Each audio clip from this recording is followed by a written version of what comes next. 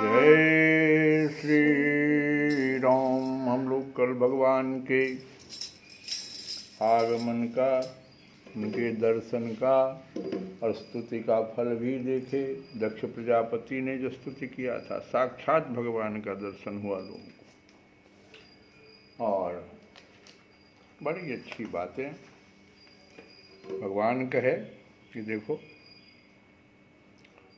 प्रिय दक्ष, मैं अनंत गुणों का आधार एवं स्वयं अनंत हूँ। भगवान बहुत छोटे से शब्दों में, स्तुति साधना बहुत लंबी होती है जीवन में। अब भगवान बहुत थोड़े ही समय के लिए आते हैं, लेकिन उसका जो दुरुपयोग कर लेता है, फिर वो बहुत सारी कथा में हम लोगों ने देखा है। भगवान के आगमन पर सकाम भक्ति छोटी छोटी बातों को मांग लेता है। एक कहानी तो कल हम सुने ही थे, किस प्रकार से त्रिशंकु लटक गया था। ये त्रिशंकु कैसे लटक जाता? अभी नहीं है त्रिशंकु। क्या लोग जो कामना के वशीभूत होकर भगवान का हमेशा स्मरण करता। त्रिशंकु का तो वास्तव में नाम तो बहुत अच्छा था, सत्यव्रत, अयोध्या देश का राजा, नगरी उसका राजा। साधारण नहीं था वो। सिर्फ एक कामना उसने कर लिया। बहुत जो उपासना किया, बहुत पूजा किया। वशिष्ठ जी वहाँ पर गुरु के रूप में थे। एक ही बात उसने मृत्यु के समय वशिष्ठ जी से कह दिया कि हम शरीर जाना चाहते हैं स्वर्ग। देखो कामना कितना खराब है। रामचरितमानस में भी थोड़ा सा संकेत है जिसको समझना चाहिए हम लोगों को। हम लोग सुंदरकांड का कई बार अध्ययन करते हैं।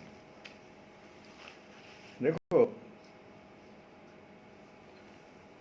शूर्पणखा की कहानी भी आती है, कथा आती है। लंका की भी कथा आती है। ये लंका, शूर्पणखा, ये सब कौन है? देखो गहराई से देखो। दोनों का उद्देश्य बड़ा अच्छा था। शूर्पणखा भगवान राम को पाना चाहती थी। इस भाव से अब जरा सा इस कथा को हम लोग समझें। शूर्पणखा भगवान राम को पाना चाह रही थी, और रावण क्या चाह रहा था? रावण सीता जी को पाना चाह रहा था। देखो गहराई से देखो। शूर्पणखा जो है वो वासना का प्रतीक है। शूर्पणखा का देखो शाब्दिक अर्थ तो ये होता है, शूर्पणखा तुलसी बाबा उसको कहते हैं, जिसका नख जो है शूर्प, लेकिन नहीं, वो बाहरी दृष्टि से उसको देखना है। वास्तव में प्रत्येक व्यक्ति शूर्पणखा है। देखो, शरीर के बाहर 10 अंगुली है। 10 अंगुली के सबसे अगले भाग में नख आ जाता है, तो हम लोग कर्तव्य समझ करके उसको काटते हैं, कहते हैं शुभ कार्य। लेकिन शरीर के भीतर भी तो 10 नख है, जिसका मालिक मन है, और उसकी 10 इंद्रियां हैं और 10 वासनाएं हैं। अगर उसका बहुत विस्तार हो जाए, शूर्पणखा की तरह, काम का विस्तार हो गया, शूर्पणखा वासना का विस्तार हो गया। कल भी कथा में हम कहे थे कि एक कीड़ा रूप के वशीभूत होकर और आहार के वशीभूत होकर मछली अपना प्राण विसर्जित कर देता है। ये वासना के वशीभूत होकर, ये हमारा जो 10 शूर्पणखा हमारे भीतर में जो मन, तो भगवान ने क्या किया? जैसे तुम नख को काट देते हो, तुम्हारा ये अपना कर्तव्य कहते हो कि इसको हम काटेंगे नहीं तो ये हमको बहुत तरह से नुकसान करेगा, इसमें बैक्टीरिया, वायरस, ये सब आकर के हमारे भोज्य पदार्थ में घुस जाएगा, हमको क्षति पहुंचा देगा। वासना मन जो है उसका मालिक बना हुआ है। भगवान कहते हैं मन को नहीं मार देना है। वो शूर्पणखा के नाक कान को काटने का मतलब यही है। उस वासना को घटा दिया, काट दिया। ये इसका सुंदर अर्थ है जो हम लोगों को सीखना चाहिए। और दूसरी बात, हम कहें ना, ये वासना से वशीभूत होकर के इसका मार्ग देखो, साधना का मार्ग भगवान राम को प्राप्त करना चाहती है। और देख क्या रही है, वहाँ गई है तो भगवान राम और लक्ष्मण दोनों को देख रहे, एक जीव है एक ईश्वर है।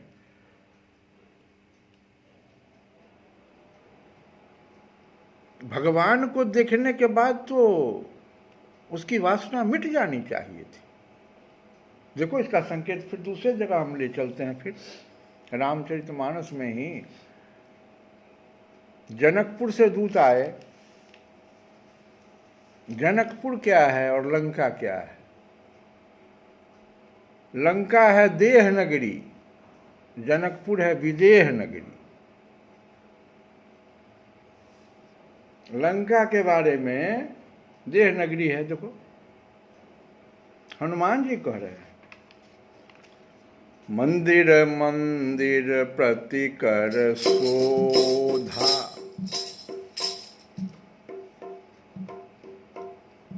ये मंदिर, भगवान तुलसी बाबा ने मंदिर शब्द का प्रयोग क्यों किया, ये तो बहुत आश्चर्य की बात है।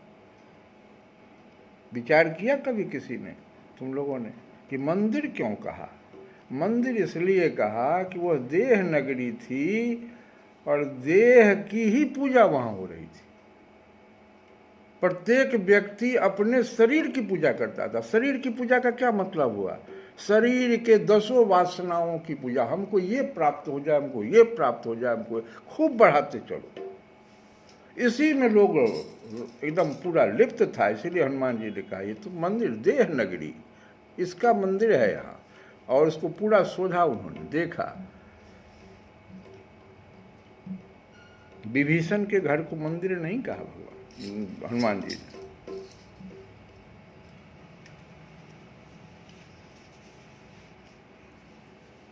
उसको घर कहा। एक विभीषण कर गृह, गृह उनको घर बताया, उसको मंदिर नहीं कहा। उसको छोड़ दिया, बाकी सबको जलाया। इसलिए जला दिया कि भाई देह नगरी है, इसको तो ये तो हम हनुमान जी कौन है? भोले बाबा के स्वरूप हैं, महाकाल है। तो महाकाल का क्या काम है भाई? इस शरीर से तुम सबों को प्रेम है, इस शरीर को हम जला देंगे, ये न रहेगा। और नहीं तुम लोगों का ये जो अधर्म जो तुम लोग फैलाए हुए हो, इसीलिए जला दिया उन्होंने।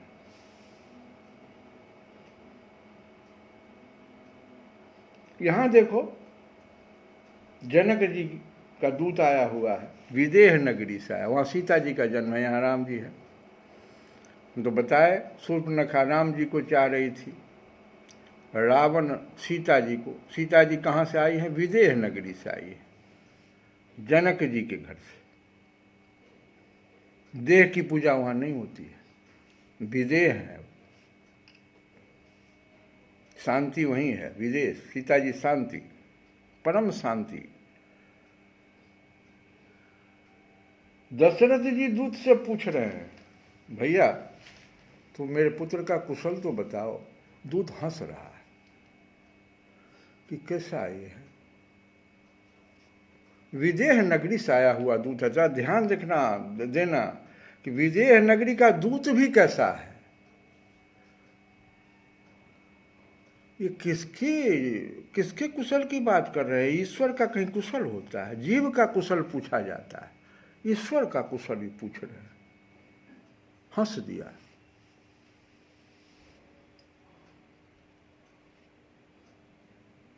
फिर अगला प्रश्न कर दिया। शायद दशरथ जी सोचे कि ठीक से शायद देखा नहीं इसने, हंसा क्यों?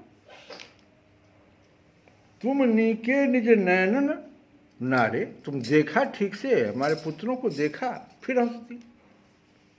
क्या कह रहे हैं? ईश्वर देखने की चीज है।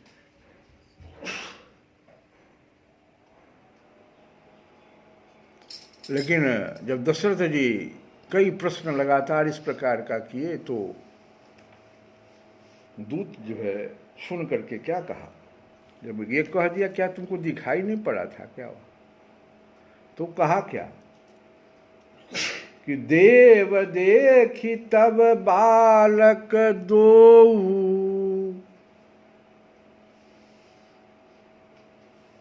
अब आँखें तर आवन को। देखो, विदेह नगरी का दूत कह रहा है कि अब उस बालक को देखने के बाद, ईश्वर को देखने के बाद हमको तो कुछ अब दिखाई नहीं पड़ता है। भगवान को देख लिया तो क्या, और शूर्पणखा को देखो, भगवान को देख रहा है, वासना की ललक जगा दिया उसने प्राप्त करने के लिए। मार्ग गलत था, रावण का मार्ग गलत था सीता जी को प्राप्त करने के लिए। शूर्पणखा का मार्ग गलत था, इसलिए दोनों को दंडित कर दिए भगवान। यही तो हमको शिक्षा मिल रही है। विदेह नगरी से आप जाइए, देह नगरी से, देह को पूजा करते हुए देह को प्रथम स्थान देकर तपस्या कर रहे हैं, साधना कर रहे हैं, अब भगवान को प्राप्त करना चाहते हैं, तो आपकी वही गति होगी जो रावण और शूर्पणखा की हुई। विदेह नगरी से जाइए जहां के दूत भी ऐसे हैं,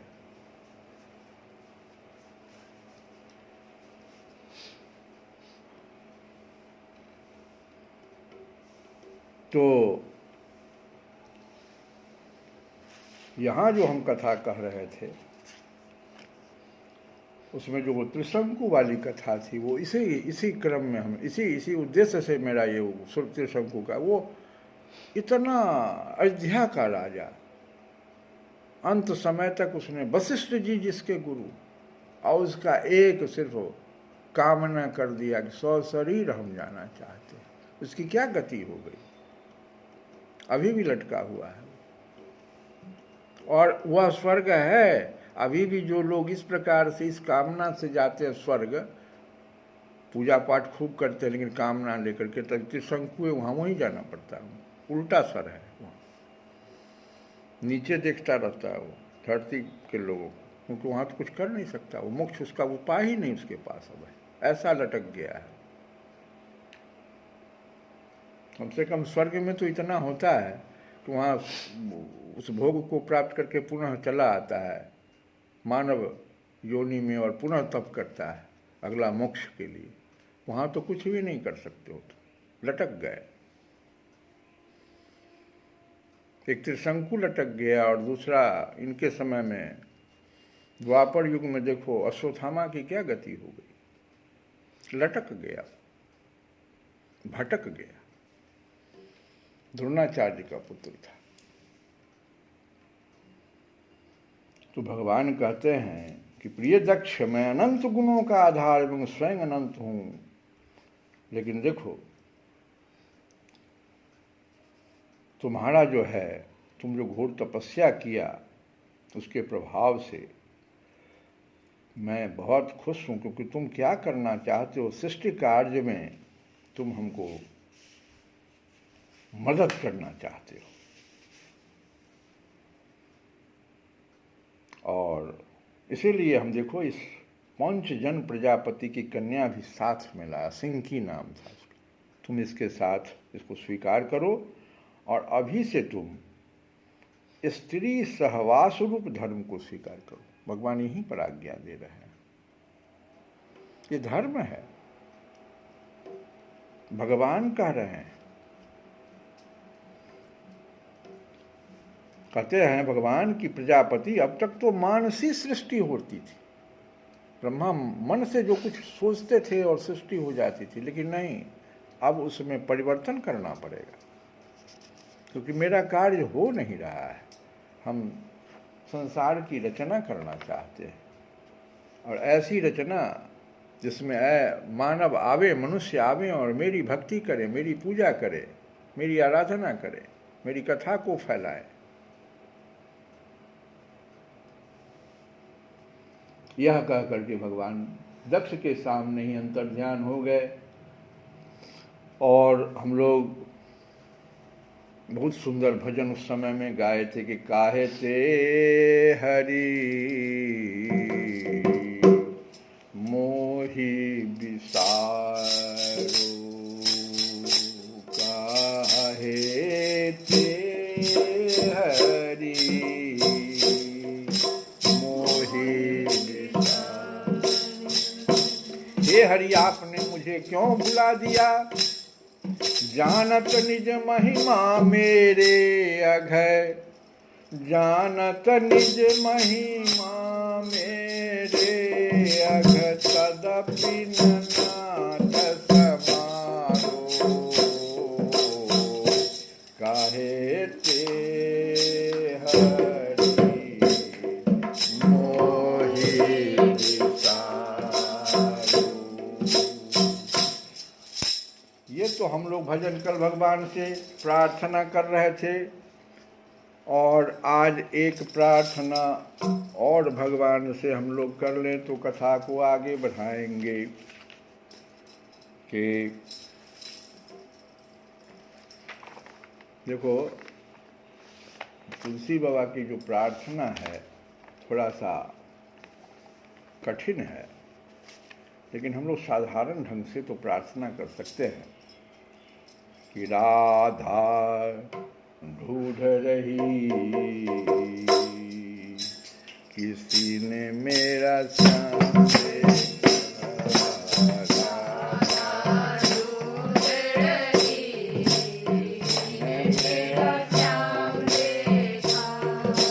राधा ढूंढ रही मेरा श्याम देखा, राधा ढूंढ रही किसी ने मेरा श्याम देखा,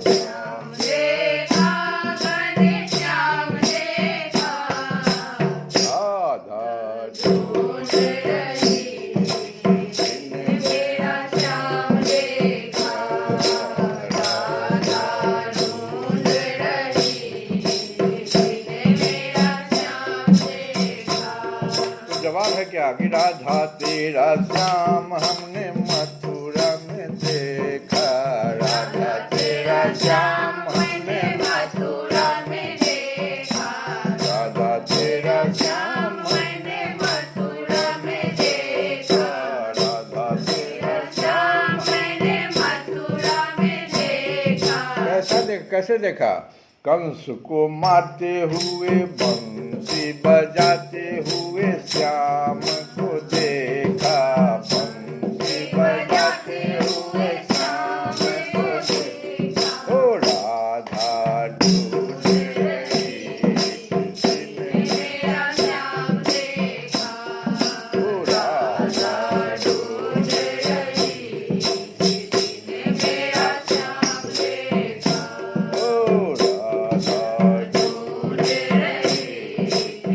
ने मेरा श्याम देखा, ओ सखी कहते राधा तेरा श्याम हमने गोकुल में देखा, राधा तेरा श्याम हमने गोकुल में देखा, राधा तेरा श्याम हमने गोकुल में देखा, दिया चढ़ाते हुए ओ राधा तेरा श्याम देखा, राधा ढूंढ रही किसी ने मेरा श्याम देखा, ओ राधा ढूंढ रही किसी ने मेरा श्याम देखा। ओ किसी लगी करेगी राधा तेरा श्याम हमने वृंदावन में देखा, राधा तेरा श्याम हमने वृंदावन में देखा, ओ राधा तेरा श्याम हमने वृंदावन में देखा, ओ रास रचाते हुए राधा तेरा श्याम देखा, ओ रास रचाते हुए राधा तेरा श्याम देखा, ओ राधा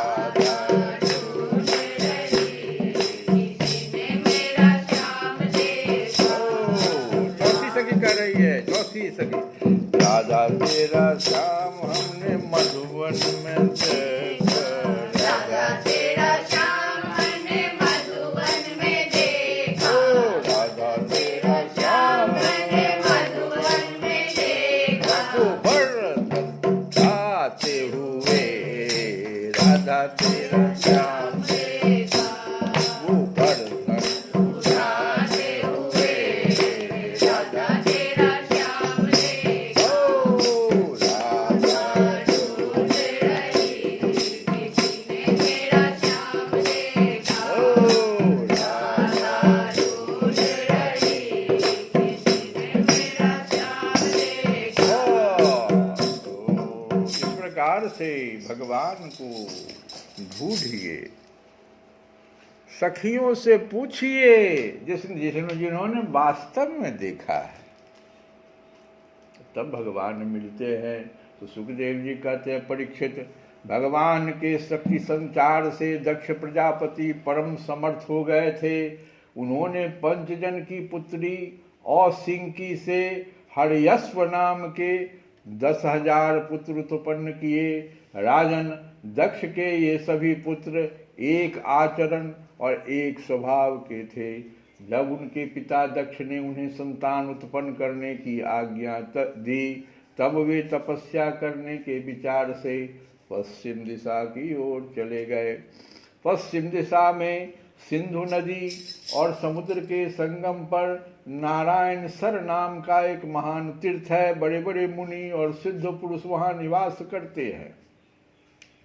नारायण सर में स्नान करते ही हर्यश्वों के अंतःकरण शुद्ध हो गए, उनकी बुद्धि भागवत धर्म में लग गई। फिर भी अपने पिता दक्ष की आज्ञा से बंधे होने के कारण वे उग्र तपस्या ही करते रहे। जब देवर्षि नारद ने देखा कि भागवत धर्म में रुचि होने पर भी ये प्रजा वृद्धि के लिए ही तत्पर है, तब उन्होंने उनके पास आकर कहा, अरे हर्यश्वों, तुम प्रजापति हो तो क्या हुआ? वास्तव में तो तुम लोग मूर्ख ही हो। बतलाओ तो, जब तुम लोगों ने पृथ्वी का अंत ही नहीं देखा, तब सृष्टि कैसे करोगे? बड़े खेद की बात है। देखो, एक ऐसा देश है जिसमें एक ही पुरुष है, एक ऐसा बिल है जिससे बाहर निकलने का रास्ता ही नहीं है, एक ऐसी स्त्री है जो बहुरूपनी है, एक ऐसा पुरुष है जो व्यभिचारिणी का पति है, एक ऐसी नदी है जो आगे पीछे दोनों ओर बहती है, एक ऐसा विचित्र घर है जो 25 पदार्थों से बना है, एक ऐसा हंस है जिसकी कहानी बड़ी विचित्र है, एक ऐसा चक्र है जो छुरे एवं वज्र से बना हुआ है और अपने आप घूमता रहता है। मूर्ख हर्यश्वो, जब तक तुम लोग अपने सर्वज्ञ पिता के उचित आदेश को समझ नहीं लोगे और इन उपर्युक्त वस्तुओं को देख नहीं लोगे, तब तक उनके आज्ञानुसार सृष्टि कैसे कर सकोगे। श्री कृष्ण गोविंद हरे मुरारे, हे नाथ